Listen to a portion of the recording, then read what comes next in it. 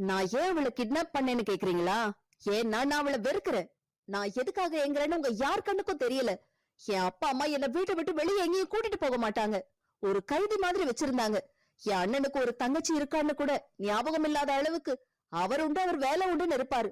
அப்புறம் நான் விமலை பார்த்தேன். அவர் குடும்பமும் நம்ம குடும்பம் மாதிரிதான். ஆனா அவர் உனக்கும் எனக்கும் அப்படியே நேரெதிரா இருந்தாரு. நான் விரும்பினது எல்லாமே அவர் கொடுத்தாரு. ஆனா ஒரே ஒரு பிரச்சனை இருந்துச்சு. ஆதி ஆதி ஆதி அவர் எப்பவும் அவர் தங்கச்சியை பத்தியே பெருமையா பேசுவார். அதனால நான் அவளை வெறுத்தேன். அவர் வாழ்க்கையில இருந்து அவளை விலக்க விரும்பினேன். அதனால உங்க கல்யாண பேச்சு வந்தப்ப உங்க கல்யாணம் நடக்கணும்னு உறுதியா இருந்தேன். ஏன்னா நல்ல மனநிலையில எந்த ஒரு பொண்ணும் ஒன்ன மாதிரி ஒரு சாடிஸ்ட் கூட வாழ மாட்டா. மஞ்சரி மேலும் பேசுவதற்குள் ஒரு கூர்மையான அறை அவள் கன்னத்தில் விழுந்தது. ஆதி அவளை பார்த்து முறைத்துக் கொண்டிருந்தாள். ஒழுங்கா பார்த்து பேசு, ஜாக்கிரதை. நீ என் புருஷனை பத்தி பேசிட்டு இருக்க.